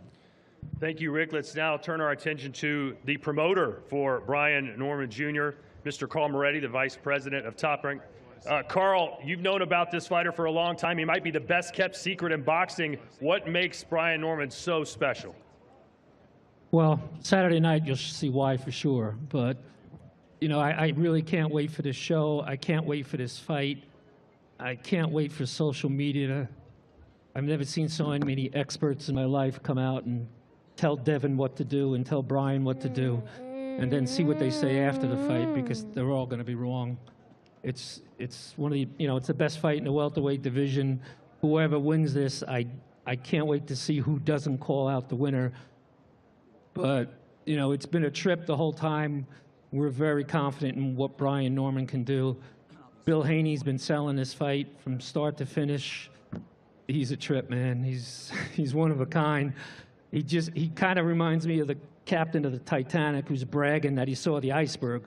Well, Brian Norman's the iceberg, and we know how that worked out for everybody. So we can't wait for the bell to ring Saturday night. All right, let's bring in Brian Norman Jr.'s trainer, his father, Brian Norman Sr. We expect the fight to be outstanding in the ring, but outside of the ring, the buildup has been just as exciting, especially the back and forth between you and Bill Haney. You guys were going at it just a few minutes ago. You said your son's going to knock out Devin in the ring, and you've already knocked out Bill Haney verbally. Why is there so much animosity between you two? Listen, first of all, I know Carl may not know or keep up with everything, but Bill been missing. Everybody know he been missing. You understand what I'm saying? Bill was missing for 2 months. Bill will come back, he'll get beat up, he'll go away again. Bill come back, he say he locked in, he say he locked in. Man, you're looking for excuses. We're not worried about that. You understand what I'm saying? Brian Norman Jr., it's time for him to show who he really is. Devin Haney is the perfect opponent to show who he really is. We know his accolades. We know all of his, everything that he's achieved or whatever else. I think he's tailor-made for Brian Norman Jr. to beat, and I think he's tailor-made for Brian Norman Jr. to become a star. I think this whole situation, the table is set, and all Brian Norman Jr. got to do is go eat. That's it. All right, let's let Bill Haney have the mic now. I'm sure you have plenty to say about Brian Norman Sr. and Brian Norman Jr. Well, First, I want to thank Allah for this opportunity. It's been quite a journey, you know, and I'm going to ask for all the patience in Him to give me to not just go in on that clown over there. You dig what I'm saying? But first, let me acknowledge the star-studded cast, both on the stage right now and those that's behind the stage that make this thing happen. I've had quite some mentors in this business. I see Jay over there, you know what I mean, with Abdullah Mason, a tremendous talent who's fighting for a championship, something that dreams are made of. He comes from a great family of boys and men that's been standing on business, and now they have their opportunity. Of course, you got the Benavidez's who paved the way and trailblazed the way for guys like us to be independent. He started at like 16, 17, and I've been tapped in with Benavidez from the beginning. And you got Tunde. That's right, brother. He fought to be up on this stage. His name wasn't up on here, but he represents this shit. And the clown over there, you dig what I'm saying? He came for the show, but he's going to get his in a minute. You know what I'm saying? So Tunde and Anthony Yard, I knew them from coming to the Mayweather gym across the pond, and Tunde learning the game from Floyd and them and putting it down. So to see them on the stage and them two families getting a bunch of money means a whole lot to me. Reno, you know, you speak for yourself, and what he's doing in boxing behind the scenes with Turki Al-Sheikh, and giving us the opportunity. The one thing, when I met Turki, I said, listen, I don't know what everybody else got to say to you, but I need to tell you, we've been getting robbed. And I said, listen, if you work with my son, you're going to see someone that's standing on business and willing to make all the sacrifices to be the kind of fighter that you want backing up Riyadh season. So here we are. They have a great relationship. Devin is standing on business, just like Reno said, and it didn't matter who it was. You know what I mean? We wanted the opportunity to be here, and we want the max money. You know what I mean? That's what this business is about. Because taking punches, you know, there comes a time when you have to rely on what you've invested in and made happen. You know what I mean? So now, with that, let me get to the clown over there. Now, Devin has fought 3 champions to become the fighter that he is. We went across the pond to Australia and they said that I couldn't come, and he said, well, Dad, I'm going to bring the belt back. That was one of the most impressive times in my life that this man had did, and I knew that he was full grown and on his own. We came back to the 140-pound division and fought Regis Prograis, someone that no one wanted to fight because, I mean, he was the Rougarou, okay? And then after everybody assassinated him and said, well, the left hook, the clown's son, tremendous fighter, put a guy in a coma. You know, he lost memory for, I don't know, you know, he lost memory of the fight and everything, right? So for Devin to give Carl Moretti and Lomachenko the opportunity for the undisputed title, right? Something that he didn't have to do because he could have went up and fought at 140, but he still made the sacrifice and stood on business. Right? For us to come back then when the clown didn't have no opportunity, nobody wanted to fight him, right? He had complained about Boots and had complained about everybody. Where was he going to have an opportunity to be on this stage right here if Devin didn't give him the opportunity? I don't know if he's ungrateful or he's just slow or he's just capping, but you should have took longer when you had the mic, dummy. You dig what I'm saying? So I'm going to wrap this up with alhamdulillah, and it's a great opportunity. Thank you for everybody on this stage for giving us the opportunity to grace it with you. So I want to say, thank you, Bill, for that bullshit ass speech. So check this out right here. So hold on, check this out right here. You got a man in Bill Haney who literally just said to me, who was gonna fight my son? Not to mention this fight with Devin Haney was made 7 days after my son just made the knockout of the year. Less than 7 days. So what the hell do you mean who was gonna fight my son? You never gave an opportunity. You don't know what the hell we had on the table. You have no clue who was gonna fight my son. Don't tell me nobody was looking for him. He had just fought. Devin hadn't fought since May. You just made the statement and said you went to Turki Al-Sheikh and said if you back up Devin, this is gonna be the best. He was the most bullshit fighter on the card. He was the worst one, literally. He was literally the worst fighter on the card. Can we admit that? Hell no, we can't admit that. Let me ask you this. Let me ask you this. I let you talk. Hey, sir, let me ask you. Is your son the best fighter at 147 pounds? Is he the most dangerous and feared fighter at 147 pounds, sir? Absolutely, but we already know that. We was talking about that. Let's keep it right. Let's keep it right. We was talking about that. See, listen. Here's the problem. Wait, let me tell you the problem. What happens? So what you did was you brought a bunch of goopy hoes, all your fellas that you paid to bring. You brought a bunch of goopy hoes, and now what they're doing is they fucking the whole press conference up for you and me. That's what they're doing. We trying to get active. They trying to do all they little. They trying to get some money from us. If you want to put something on the table for me and him to wrestle on this motherfucking stage, then just let it be known, and we can get to it. Other than that, let's get to having a great night in boxing. The last time social media heard, Bill Haney said, "I'm gonna make my pro debut against let's see right on the now. undercard." Come on, let's see right now. Well, let's go then. What we gonna do? What the hell we gonna do? Look at it. He high. He high. He high. He high. He high. He high. Man, come on, bro. What we talking about? All right, who wants to hear from their sons? Anybody here want to hear from the guys actually fighting on Saturday night? Hey, hold on. Listen. You supposed to be fighting me, Bill. Okay. You supposed to be fighting me. When we gonna fight? Okay, listen. Right now, if you want to. But listen, let me just say this. You said it was on site, Negro. I done seen you 5 times. Okay. Shout out to the professionalism in this guy to come out when he did. This is amazing town. We've been here since November the 1st, right?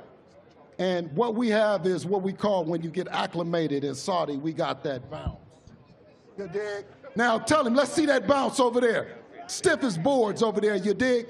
November 22nd, my son gonna punish him. All right, let's hear now from Devin Haney. Devin, for the first time in your career, I believe, you are the underdog in this matchup. Do you feel everything you've accomplished in your career that you should be the favorite? Not anymore. I think it was an update in the odds. No, sir, he's still the underdog. He's still the underdog. Check again. No, alhamdulillah, I'm happy that he's still underdog. To be here. I thank Allah for this opportunity. I thank His Excellency Turki Al Sheikh for giving me this opportunity to be fighting here in Riyadh. This is a dream come true of mine. A dream come true of mine to be fighting for another world title. And this is not my first rodeo, so it won't be anything different. I look to bring back the WBO title back home to me and my family, my team, and yeah. All right. Brian, Devin has fought and beaten 7 world champions. To my knowledge, you haven't fought a single champion in your career yet. What do you say to those who believe you're not ready to deal with someone of his caliber? First thing first, this is a wonderful fight card, and gotta thank everybody that made this fight happen. That's Turki Al Sheikh, His Excellency, Ring, my Bob father, Bob Arum, Top Rank. I appreciate y'all for making this fight happen, and I truly feel like either you got it or you don't. Of course, he has fought. He has did wonderful things in his time period and what he had going on, but it's time for another face to come up here and do his own thing, and that's where that boy Brian Number Jr. step in at. Well, you said in Devin's last fight against Jose Ramirez that he ran so much he had to change shoes because they ran out of grip. That said, he won basically every round of that fight. How do you plan to force him into exchanges with you when other fighters haven't been able to seem to do that? I mean, it's only so far you can go. We in the box. It's not like he could just run forever, so no matter if he run or he stay there, no matter what, the boy going to sleep. And Devin, what's your strategy for Brian? He says there's no way that you're going to stand in the pocket and exchange with him. Is that true? Yeah, I mean, we fight everybody, different. Like I said, this is not my first rodeo. I fought Ramirez different than I fought Loma. I fought Loma different than I fought Regis. So the world got to see, what game plan me and my team has drawn up, and how I'm going to beat this guy. Well, in a recent face-to-face interview, you said he was just another guy. He's a bum. Why do you feel that way about him? No, I think he's a great fighter. Well, there you go. Well, Devin, what's your prediction for Saturday? Devin Haney, WBO champion.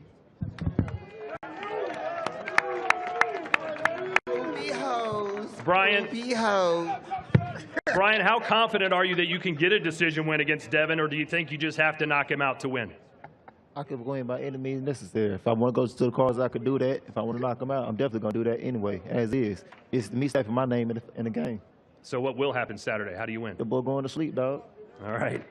Well, good luck to you guys. That will be the co-main event. Can't wait to see that. Now we turn our attention to the main event. David Benavidez facing off against Anthony Yarde.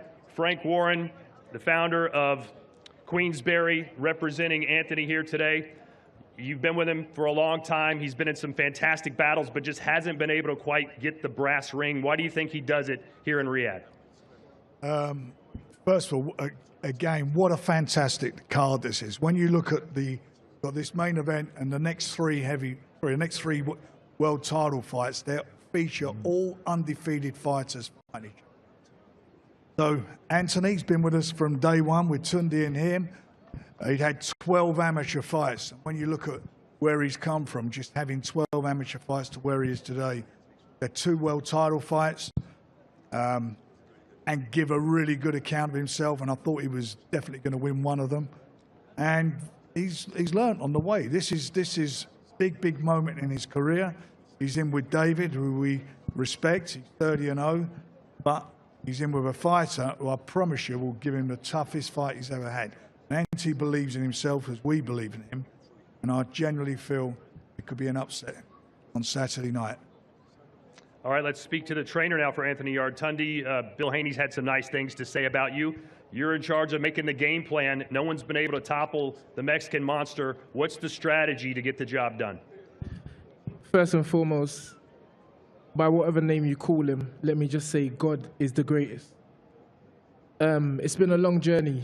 Myself and Anthony literally walking into the gym, the Peacock gym in East London, starry-eyed, wanted to be something special in the sport. And I have to say, I'd be remiss if I didn't give credit to the man sitting to my right, Mr. Frank Warren, because when I first came into this sport, I said to him, I got it. And he said, let me tell you something, Ton, dreams come true. And I'll never forget those words. That's what's pushed me as a trainer, as a manager, as a mentor, as someone who's helped guide Anthony all the way. And then I have to say the words to Bill. Me and Bill was in the Sprinter. We met in London, 2012. I trained Devon in the gym every day, went back to Las Vegas, hit factory. Me, Bill, I remember we was driving over to 50 Cent's gym and we looked at each other and we was like, how did these guys do it? It's like, we're gonna get there. And so for us to all be up here, myself, Anthony, Devon, Bill, in the biggest night in boxing, probably the best card Turki Al-Sheikh and Sella and Riyadh have ever put on, is truly amazing. And that's why I say God is the greatest, Allah is the greatest, Jesus Christ, whatever faith, religion, he is the greatest. He makes dreams come true. In terms of the fight, well, we don't want to do too much talking. You know, we've always maintained that violence moves in silence.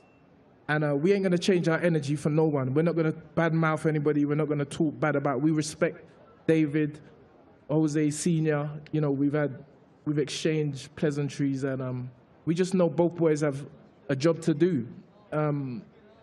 All I can say is get your popcorn, get your tea, get your biscuits. This is going to be one hell of a fight. I'm predicting a blockbuster, a fight for the ages. Yes, no game plan, no giving out no strategies. Just tune into the Zone pay-per-view and get ready for a great fight. And again, thank you, Bill Haney. Believed in me, gave me all the jewels that I need to be here sitting with him and Dev. And me and Anthony, we're going to turn up on Saturday night. All right, Tundi, thank you. There are 3 father trainers here on the dais. We've heard from 2 of them. Now let's hear from Jose Benavidez Sr. I'm sure you're not as vocal as they are, but here's your chance to big up your son. What do you think of what he's been able to do so far in his career, and what do you expect to see from him Saturday? Primeramente le quiero dar las gracias a toda esta gente bonita aquí de Saudi por recibirnos con los brazos abiertos y con mucho amor. Quiero agradecerle a Turki Al-Sheikh, a Al Heyman, Luis de Cubas, a David García por hacer todo esto posible. Y aquí nomás quiero darle un mensaje a toda la gente que David viene preparado, a toda mi gente mexicana. Entrenamos muy fuerte, venimos preparados para darles una guerra el 22, no se la pierdan este sábado. que van a tener una noche de boxeo muy bonita. Tenemos una cartelera espectacular. Yo creo que la cartelera mejor de todo este año. Y pues aquí estamos representando a México. Arriba la bandera. Gracias. Anything you want to say in English? Oh, okay. Go for it. First of all, I want to thank everybody here from Saudi. Thank you so much for all the love and support. We're super happy, super excited to be here. I want to thank Turki Al-Sheikh, Al Heyman, Luis de Cubas, David Garcia for making this happening. All I can say is that David prepared himself very well for this fight, mentally, physically. It's ready to go. You guys are here to see a fight this Saturday, a war. It's going to be an action-packed. And I can say that this card, the whole card is stacked with great fighters. It's going to be a great night of boxing. And I just want to say we're here to represent Mexico. Arriba México, arriba la bandera. Un saludo para toda mi gente latina. Gracias. All right, now let's hear from the WBC and WBA champion of the world, David Benavidez. David, in your opinion, from what you've seen from Anthony, where does he rank amongst your toughest opponents? First of all, I want to thank God. I want to thank Turki Al-Sheikh. I want to thank Al Heyman, Luis de Cubas Jr., for making this fight possible. I've had my eye on Anthony Yarde for a long, long time. I know he's a great fighter. He has a lot of heart. He has a lot of power. And the thing I like about Anthony Yarde, that no matter who he's up against, he's in there to make it a great fight. Me, I like to make every fight I'm in a war. I like to give the people the fights they want to see, and I want to give them the action-packed fights they want to see. So I've trained, I had a great training camp. I've trained extremely hard, and this fight is going to live up to the moment. Anthony Yarde, he's trying to capture a world title. I'm trying to capture all the titles and unify all the titles in the light heavyweight division. So there's a lot at stake here. I'm very excited for this fight. This has been the hardest I've trained out of any of my fights, so I'm very, very excited. I'm gonna go in there and I'm gonna give you guys a war, and you guys, the fans of boxing are really the ones who are going to win on the night of Saturday, because from the top to the bottom, you have myself and Anthony Yarde, you got Brian Norman and Devin Haney, Bam Bam Rodriguez, and Abdullah Mason. This card is stacked. You know what I mean? So it's going to be a great night of boxing for everybody that's watching. Well, you heard his trainer say it's going to be a blockbuster, it's going to be a war. Is that the kind of fight you're expecting, or do you think you're going to be able to dominate him? I'm looking to dominate, but whatever happens, I'm ready for whatever. If it's going to turn into a war, then I'm gonna turn it into a war. But I'm definitely going to dominate. All right. Well, you heard him, Anthony. You're the challenger, and you recently said that you're going to hit David harder than he's ever been hit before, and that you're going to put him to sleep. Why are you so confident you're going to do that on Saturday? Did I say that? You did say that. We've got it on tape somewhere. No, first of all, I want to thank God. I want to thank everyone in attendance. Big man here, Frank Warren, been with him from the beginning. Trainer Tunde, the rest of my team, and His Excellency Turki Al-Sheikh. He picked me personally for this fight. And of course, Benavidez team giving me this opportunity. We're here again. And I feel like this is the best version of me.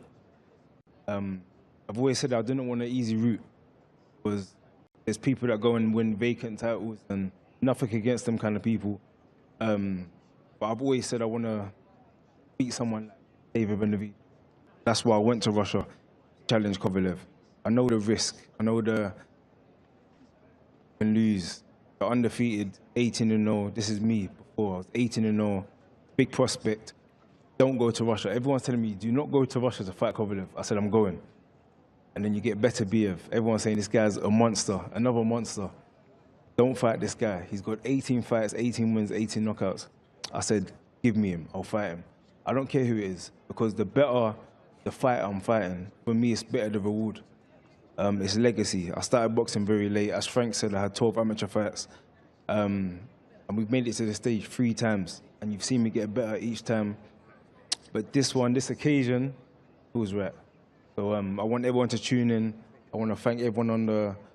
I don't even like to call it an undercard, because I feel like every fight on this card is like a main event. I'm a fan of everybody on the show as well. So let's make it happen. Let's put on an excellent night of boxing and make this one for the history books. Well, you're calling him a monster. He is the Mexican monster. You've seen all the monster movies. Every monster has a weakness. What would you say are his biggest vulnerabilities? I'm not a person that goes out and just talks for the sake of it. I would only know once I'm in the ring with him. You know, everyone can watch TV and say, he does this wrong, he does this good, he does this bad. But you only know, me personally, I'm only going to know what he's about when I'm stood in front of him in the ring, the bell goes, and we start, you know, trading level.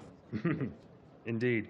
Well, David, you've been asked and you've spoken openly about who you might want to fight next. Beterbiev, maybe Zurdo Ramirez. He finds that a little bit disrespectful. Any chance that you might be overlooking him on Saturday? No, definitely not. I've never overlooked anybody. That's why I'm in the position where I'm at now. I've given Anthony all the respect he deserves.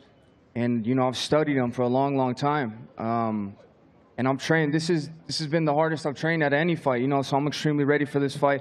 I'm extremely ready for whatever he brings to the table. And, you know, there only will be one man that gets his hand raised, and that man will be David Benavidez. Well, you're main eventing the biggest fight card of the year, the biggest stage of boxing here in Riyadh. You're making a ton of money. How much pressure are you feeling, not just to look good, but to knock him out? There's no pressure. Honestly, I love what I do, and I'm extremely ready for this moment. I just want to get out there. I want it to be Saturday already so we can go out there and show out, but there's no pressure at all. And Anthony, you mentioned your great fights against Beterbiev, against Kovalev. You came up just short in those fights. Why do you think the third time at a world title will be the charm? I keep hearing this saying, you know, 3 times a charm or 3rd time lucky. I don't really believe in luck, but I feel like I'm a better fighter now, a bit more experience. And David believes he's going to have his hand raised, as he should. I believe the same. I feel like this is my time, my moment. I feel like how this all happened. As I said, Turkey called me himself because he wanted me for this fight. He wanted entertainment. There was other fighters' names in a hat or other people that they were negotiating with. He called me personally and said he thinks this fight, the way we fight, the styles, it's inevitable it's going to be a clash of the titans. You know, both fighters like going forward, both fighters like looking for the knockout, whether it comes or not. And it's pure entertainment. So I'm excited for it. I hope everyone else is excited for it. And yeah, I'm ready. All right, what's your official prediction? What will your fans, what can they expect to see Saturday night? All I know is it's going to be very, very exciting. I'm not a person that goes out and just, you know, starts ringing off predictions or rounds or anything like that. But I do think, stylistically, I think this fight's going to end in a knockout. And I said I want my hand raised. So I respect him highly. I respect his resume. I respect what he's done in the ring. I respect his highlight reels. And all these things, they motivate me. Same thing with Beterbiev. The better the fighter in front of me, the better version of me you'll see. So I'm excited. Well, David, you're not ever shy of making a prediction. He says someone's getting knocked out. What say you? Well, I'm going in to win the fight, whether I get the knockout or I get the decision. But I'm definitely I'm looking to dominate in there. So I'm going to get the victory no matter what. All right, ladies and gentlemen, it happens Saturday night. Give it up for our co-main event and our main event. We'll see you live on DAZN, but right now, let's have the fighters face off here in Riyadh. We heard a lot from Bill Haney and Norman Sr. There was a lot of talk back and even a challenge. Did we expect this? Yeah, of course we expected it, right? Bill Haney and Brian Norman Sr. have been talking trash for months and months now, but we're not here to see them fight. We're here to see their sons fight, 2 of the best fighters in the world, and Brian Norman Jr. taking a big challenge on Devin Haney. I know Devin Haney is the challenger, but this is by far the best opponent of Norman's career. I'm going to tell you who I don't want to be. Here they are, first face-off, ladies and gentlemen, 12 rounds of boxing for the welterweight championship of the world, sanctioned by the WBO. Undefeated versus undefeated. Somebody's has got to go. The challenger, 2-time world champion Devin the Dream Haney. The reigning and defending undefeated champion, Brian Norman Jr., the assassin number 2. Whoa. A lot of jumping around from Devin Haney, Sergio. A fighter might take that as nervous energy. Anyone else will probably say he's excited for the moment and for the challenge. We're going to find out Saturday. Yes. I definitely look forward to it. I was more concerned about Rick Reno right smack in the middle of all that. Hey, Reno's used to it. You know, I think he can take a punch if he has to. I think his name's Versace Reno. Night of Champions.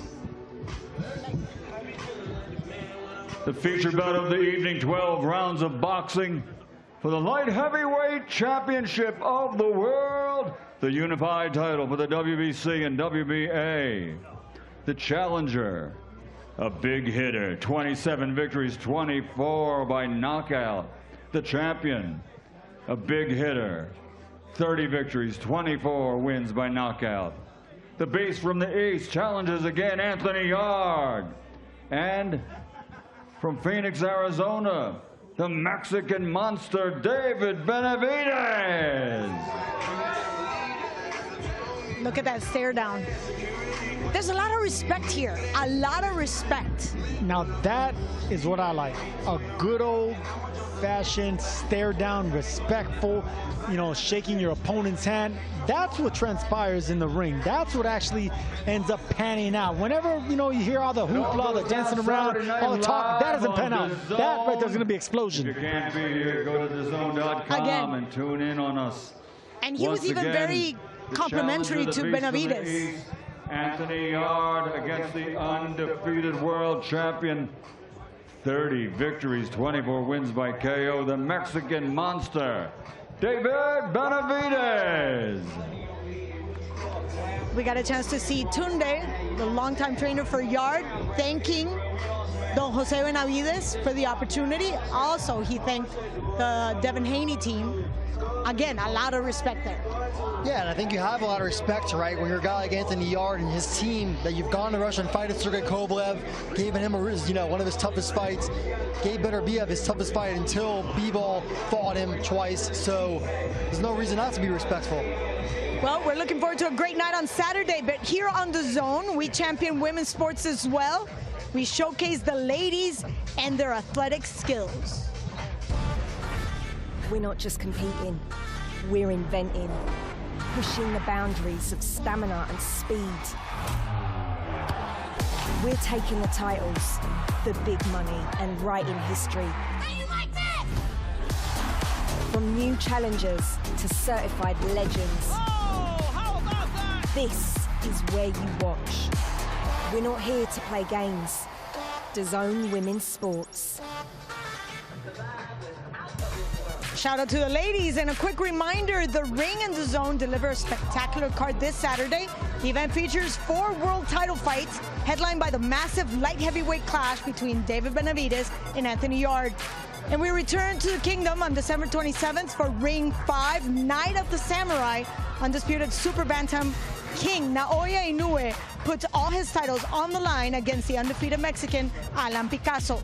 The females bring the New York style. Amanda Serrano and Erika Cruz run it back in Puerto Rico. Expect all the action January 3rd. And I will be there too.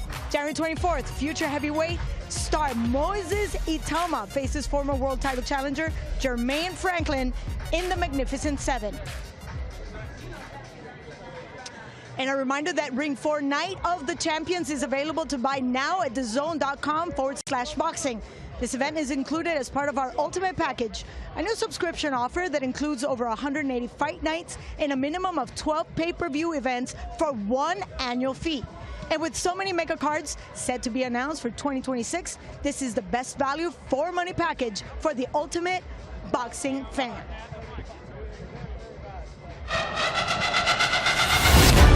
Which one of these two lions will leave Wembley as the face of English boxing? It's over! There's no way back from this! Let's make history! Nothing comes close to what we are witnessing here. The big left hand, unbelievable! Is Itama the heir apparent? It's the biggest win of his professional life. Alexander Usyk and Tyson Fury lock horns all over again. And he's just done it! Round 1, destruction! He's up on his feet! They stop the fight! Those Ortiz just like that! These shots are really sweet from Stevenson. No love lost between these two. Easy. But I'm gonna show the world I'm the best in the world. I got something for you. Dimitri Bivol, Artur Beterbiev, the undisputed light heavyweight champion, and seal his place in history.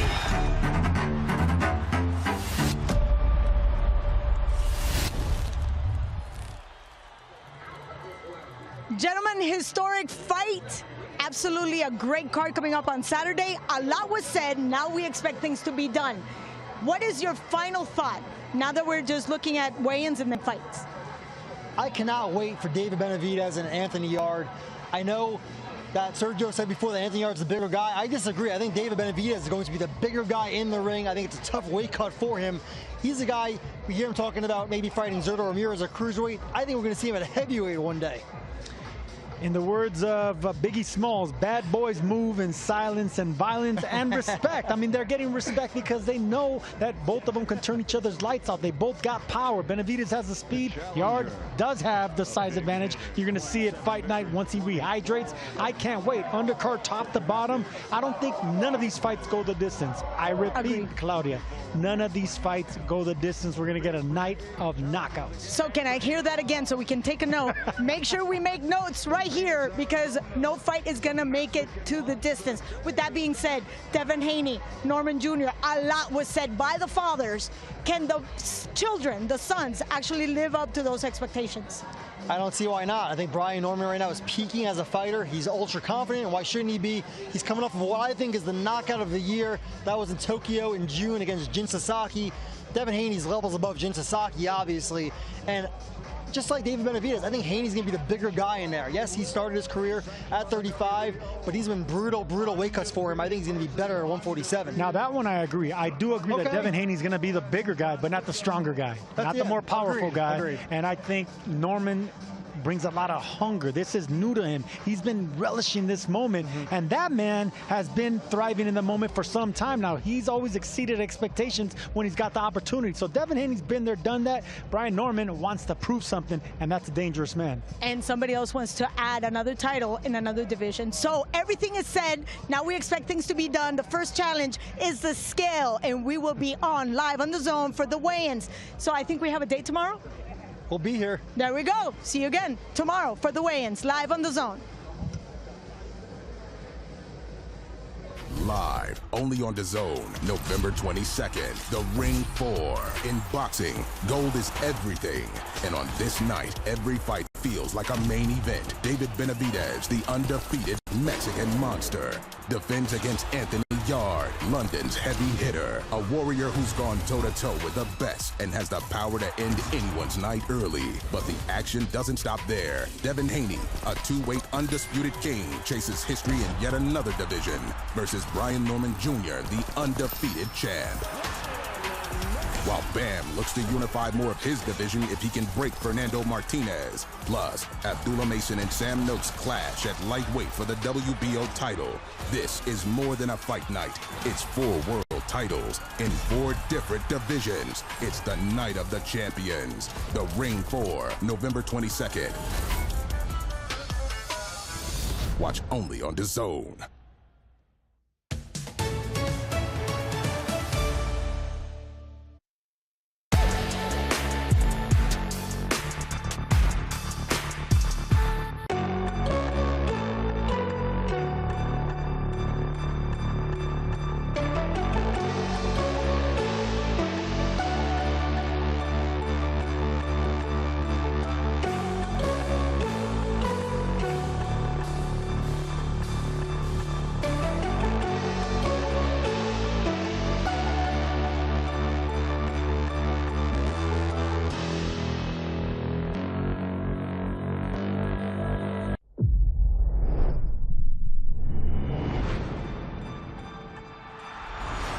Don't miss the biggest nights in MMA.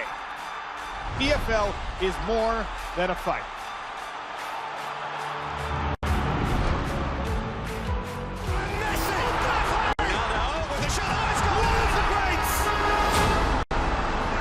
To score a goal like that, you could see what it meant to me personally.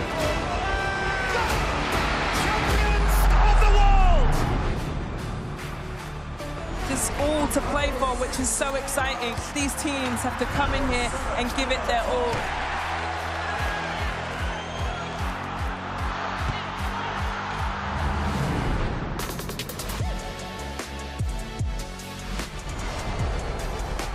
Have a real nice tempo. Goes baseline, watch out. Oh, my! Oh, baby!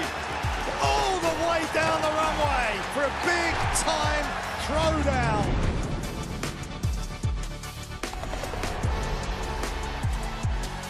Fight Week on DAZN is non-stop action. Access all areas of the biggest fight, even before the bell rings. I hope you guys enjoy this fight as much as I will.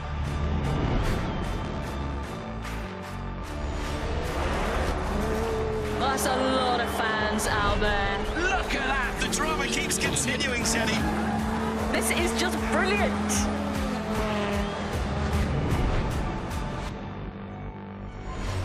This is boxing. This is life. It's not joking. No politics, no fluff, just first to glory and a little bit of history. Cheers to that.